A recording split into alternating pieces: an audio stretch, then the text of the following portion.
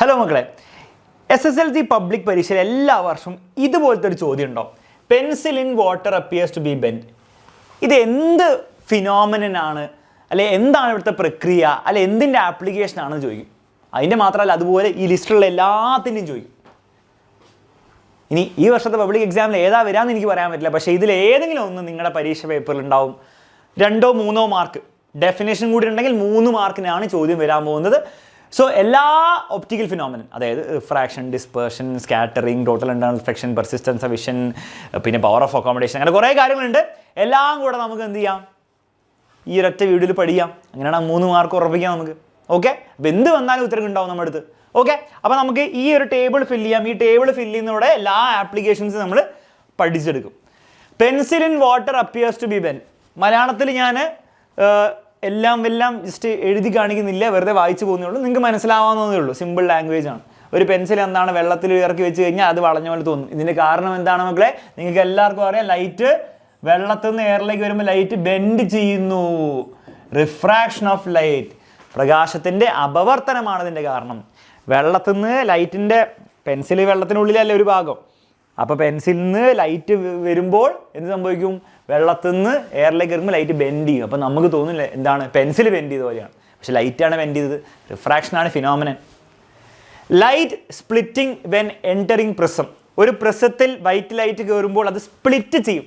ഇതിനെ നമ്മൾ എന്താ വിളിക്കുക? സ്പ്ലിറ്റ് ചെയ്യുന്ന പരിപാടി ഡിസ്പേർഷൻ അഥവാ പ്രകാശത്തിൻ്റെ പ്രകീരണം എന്ന് പറയും. ഡിസ്പേർഷൻ ഓഫ് ലൈറ്റ് എന്ന് വിളിക്കും. സെറ്റാണ്. ഇനി ഇവരുടെയൊക്കെ ഡെഫിനിഷൻ എക്സാമിൽ ചോദിക്കും കേട്ടോ, അത് വളരെ ഇമ്പോർട്ടൻ്റ് ആണ്. What is refraction, what is dispersion ചോദിക്കുമ്പോൾ നിങ്ങൾ അതിൻ്റെ ഡിസ്പേർഷൻ്റെയും റിഫ്രാക്ഷൻ്റെയും ഡെഫിനിഷൻ ഇംഗ്ലീഷിലും മലയാളത്തിൽ എഴുതി വെക്കണം. അപ്പോൾ ടെക്സ്റ്റ് ബുക്കിൽ അതേ ഡെഫിനിഷനാണ് ഇവിടെ കൊടുത്തിരിക്കുന്നത്.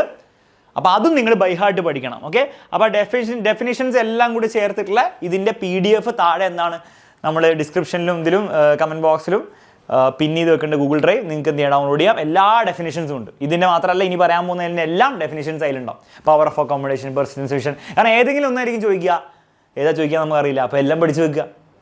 അത്രേ ഉള്ളൂ ബെസ്റ്റ്. അങ്ങനെ ഉറപ്പായിട്ട് മാർക്ക് കിട്ടും. അല്ലാണ്ട് നിങ്ങൾക്ക് വേണമെങ്കിൽ ഡിസ്പേർഷൻ മാത്രം പഠിച്ച് വെക്കാം, അപ്പോൾ ചിലപ്പോൾ മാർക്ക് കിട്ടും. ഉറപ്പിച്ച് പറയാൻ പറ്റില്ല.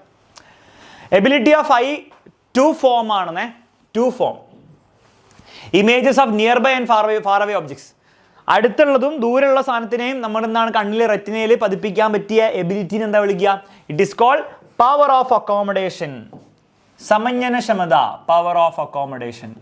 ഈ പവർ ഓഫ് അക്കോമഡേഷൻ നമ്മുടെ കണ്ണിനുള്ളത് കൊണ്ടാണ് അടുത്തുള്ള സാധനവും ദൂരെയുള്ള സാധനവും നമുക്ക് കാണാൻ സാധിക്കുന്നത്. പവർ ഓഫ് അക്കോമഡേഷന് ഡെഫിനിഷനും കൊടുത്തിട്ടുണ്ട്, പഠിച്ചു വെക്കണം. സമഞ്ജനക്ഷമത സിമ്പിൾ പരിപാടിയാണ്. പവർ ഓഫ് അക്കോമഡേഷനിൽ ഒരു കാര്യം കൂടെ ഓർത്ത് വെക്കേണ്ടത്, ഏതും ഇപ്പോൾ ബേസിക്കലി പവർ ഓഫ് അക്കോമഡേഷൻ എന്ന് പറഞ്ഞാൽ അടുത്തൊരു സാധനമുണ്ട്, ദൂരെയുള്ള സാധനമുണ്ട്, രണ്ട് ഇമേജ് റെറ്റിനയെ പതിപ്പിക്കണം. അപ്പോൾ അതിന് എന്ത് ചെയ്യണം? നമ്മുടെ കണ്ണിനുള്ളിൽ കോൺവെക്സ് ലെൻസ് ഉണ്ടല്ലോ, അതിൻ്റെ ഫോക്കൽ ലെങ്ത് മാറ്റി കളിക്കണം. പക്ഷേ ഫോക്കൽ ലെങ്ത് ആരാണ് മാറ്റുന്നത്? ഒരു മസിൽസ് ഉണ്ട്, സീലിയറി മസിൽസ് എന്ന് പറയും. എന്താണ് മക്കളെ? സീലിയറി പേശികൾ. അവരാണ് എന്ത് ചെയ്യുന്നത്? കോൺവെക്സ് ലെൻസിനെ ഫോക്കൽ ലെങ്ത് മാറ്റി അടുത്തുള്ള സാധനം വരുമ്പോൾ കോൺവെക്സിനെ ഒരു പ്രത്യേക രീതിയിലാക്കും, ദൂരെയുള്ള സാധനം കാണുമ്പോൾ വേറെ പ്രത്യേക രീതിയിലാക്കും. ഇതിനെന്ത് ചെയ്യുന്നത്? ഇമേജ് റെറ്റിനെ തന്നെ പതിപ്പിക്കുന്നത്. അപ്പോൾ സീലിയറി മസിൽസ് ആണ് അത് കൺട്രോൾ ചെയ്യുന്നുള്ള പേര് ഓർത്ത് വെച്ചോ, ഇമ്പോർട്ടൻ്റ് ആണ്. Newton's colour disc appears white when rotated fast. ന്യൂട്ടൻ്റെ എല്ലാ കളർ വിബ്ജിയോർ പെയിൻറ് ചെയ്തിരിക്കുന്ന ഡിസ്ക് എടുത്തിട്ട് പെട്ടെന്ന് കറക്കിയാൽ അത് വെള്ള കളറായിട്ട് തോന്നും. കാരണം എന്താണ്? ആൻസർ പെർസിസ്റ്റൻസ് ഓഫ് വിഷൻ എന്നാണ്. പെർസിസ്റ്റൻസ് ഓഫ് വിഷൻ, വീക്ഷണ സ്ഥിരത. Persistence of vision. അതായത് ബേസിക്കലി നമ്മളൊരു സാധനം കണ്ടു കഴിഞ്ഞാൽ അതിൻ്റെ ഇമേജ് നമ്മുടെ റെറ്റിനയിൽ വന്നിട്ട് അപ്പം തന്നെ പോവില്ല.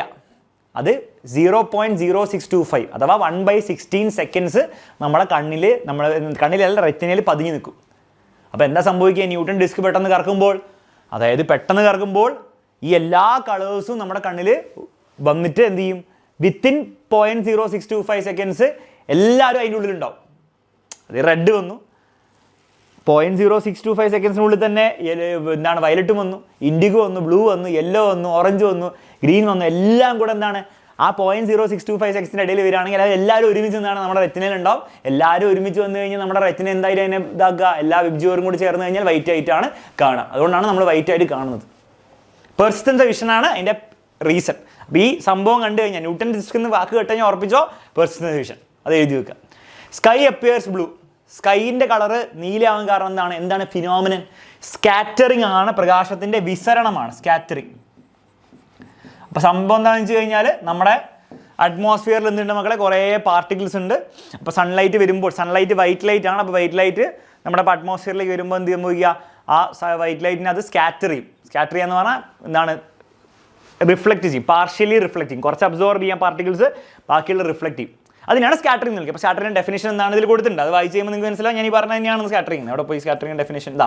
Scattering is the change in direction brought out by the irregular and partial reflection of light when it hits the particles of the medium. അതായത് ബേസിക്കലി ലൈറ്റ് വരുന്നു, അറ്റ്മോസ്ഫിയർ പാർട്ടിക്കിൾ ഹിറ്റ് ചെയ്യുന്നു, അപ്പം എന്താണ് partial and irregular reflection. Irregular reflection ആണ്, തോന്നിയ പോലെയാണ് reflection ഉണ്ടാകുക. ഇവിടെ ഇങ്ങനെ വന്നു കഴിഞ്ഞാൽ പാരലായിട്ട് വന്നു കഴിഞ്ഞാൽ തോന്നുന്ന രീതിയിലാണ് റിഫ്ലക്ട് ചെയ്യുക. അതാണല്ലോ ഇറഗുലർ റിഫ്ലക്ഷൻ, വിസരിത പ്രതിപതനം.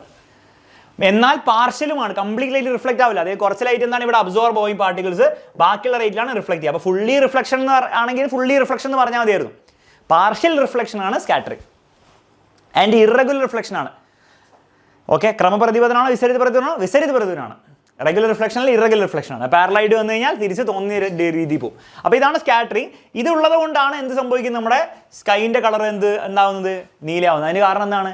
കാരണം ചെറിയ പാർട്ടിക്കിൾസ് ആണ് സ്കാറ്റർ ചെയ്യുന്നതെങ്കിൽ, ചെറിയ പാർട്ടിക്കിൾസ് ആണ് ലൈറ്റിനെ സ്കാറ്റർ ചെയ്യുന്നതെങ്കിൽ വേവ് ലെങ്ത് കുറഞ്ഞ കളേഴ്സിനെ കൂടുതൽ സ്കാറ്ററിങ് ചെയ്യും. സ്കാറ്ററിങ് കൂടുതലായിരിക്കും. വേവ് ലെങ്ത് കൂടിയ കളേഴ്സിനെ കുറവ് സ്കാറ്ററിങ് ഉണ്ടാവുള്ളൂ. വേവ് ലെങ്ത് കൂടിയത് റെഡ്, ഓറഞ്ചിനൊക്കെ കുറവ് സ്കാറ്ററിങ് ഉണ്ടാവുള്ളൂ. അതുകൊണ്ട് എന്താണ്, അവർ സ്കാറ്റേർഡ് ആയി പോവില്ല, അവർ നമ്മുടെ കണ്ണിലേക്ക് എത്തും. എന്നാൽ വേവ് ലെങ്ത് കുറഞ്ഞ വയലറ്റും ബ്ലൂ ഒക്കെ എന്താണ് മക്കളെ, വേവ് ലെങ്ത് കുറവാണ്, സോ സ്കാറ്ററിങ് കൂടുതലായിരിക്കും. അപ്പോൾ അവർക്ക് ഭയങ്കര സ്കാറ്റർ, അവർ തെറിച്ച് പോയിട്ട് എന്താണ് നമ്മുടെ സ്കൈൻ്റെ കളർ നീലയായിട്ട് കാണിച്ചു തരും.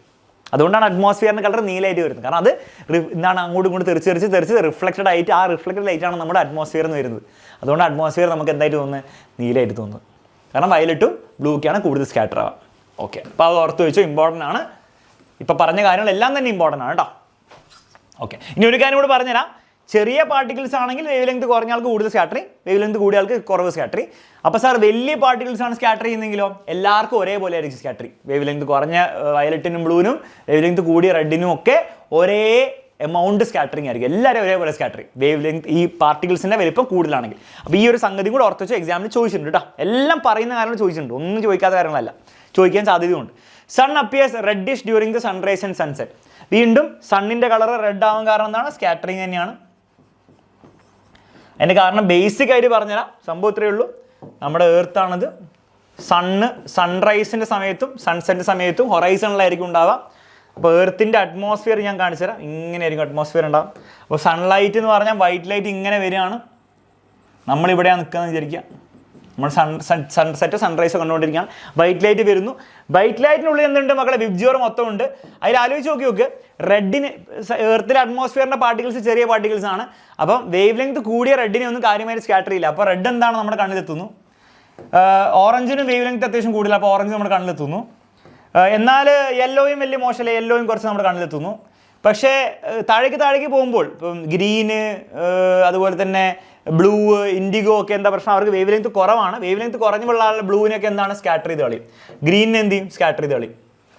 അതുപോലെ തന്നെ ഇൻഡിഗോയും വയലറ്റൊക്കെ എന്താണ് സ്കാറ്റർ ആയി പോകും. ഇൻഡിഗോയും വയലറ്റൊക്കെ സ്കാറ്റർ ആയി പോകും. ഇത് ഇൻഡിഗോ ആണ്, അല്ല വയലറ്റാണ്, സ്കാറ്റർ ചെയ്ത് പോകും.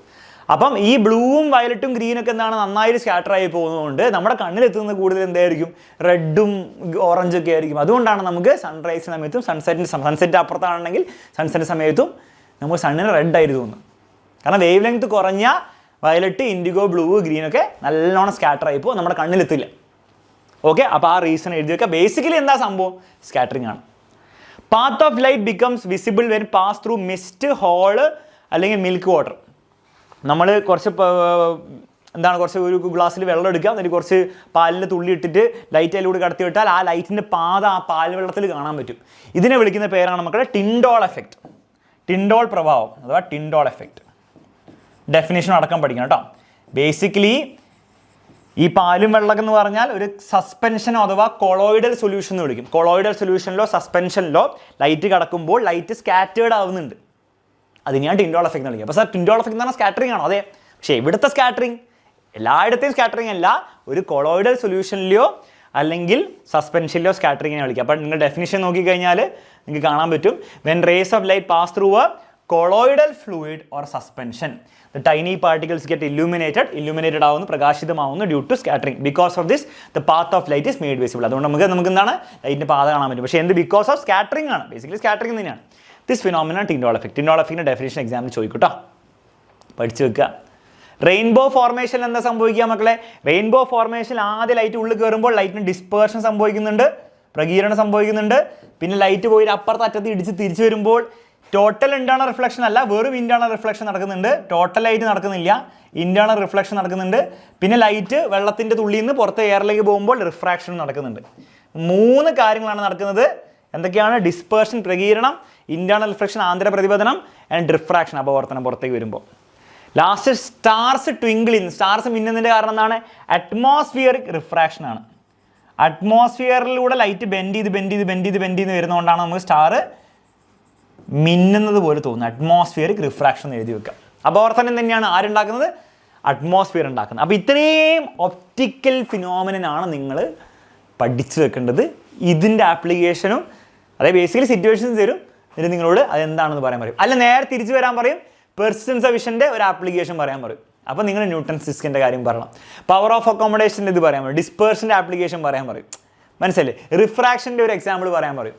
അപ്പോൾ നിങ്ങൾ തിരിച്ചും പറയാൻ പറ്റണം. ഇതുകൂടാതെ ഇതിൻ്റെ ഡെഫിനിഷൻസും എക്സാമിൽ ചോദിക്കും കേട്ടോ. വാട്ട് ഈസ് റിഫ്രാക്ഷൻ, അല്ലെ വാട്ട് ഈസ് ഡിസ്പേർഷൻ, അല്ലെ പ്രകീരണം എന്താണെന്നൊക്കെ ചോദിക്കും. പവർ ഓഫ് അക്കോമഡേഷൻ എന്താണെന്ന് ചോദിക്കും, പെർസിസ്റ്റൻസ് ഓഫ് വിഷൻ എന്താണെന്ന് ചോദിക്കും. അപ്പോൾ അതൊക്കെ പറയാൻ പറ്റണം. സ്കാറ്ററിംഗ് എന്താണ്, ടിൻഡോൾ എഫക്റ്റ് എന്താണ്, എല്ലാ കാര്യവും നിന്നോട് ചോദിക്കും. ടോട്ടൽ റിഫ്ലക്ഷൻ, അറ്റ്മോസ്ഫിയർ റിഫ്രാക്ഷൻ എല്ലാം ചോദിക്കും. അപ്പോൾ അതിൻ്റെ നോട്ട്സും കൂടെ കൊടുത്തിട്ടുണ്ട്. വായിക്കുക, പഠിക്കുക, സെറ്റാക്കുക, മുന്നോട്ട് പോവുക. ഓക്കെ, റെഡി, സെറ്റാണ്. അപ്പോൾ ഈ വീഡിയോ നിങ്ങൾക്ക് യൂസ്ഫുൾ ആയെങ്കിൽ തീർച്ചയായും കമൻറ്റ് ബോക്സിൽ അറിയിക്കുക.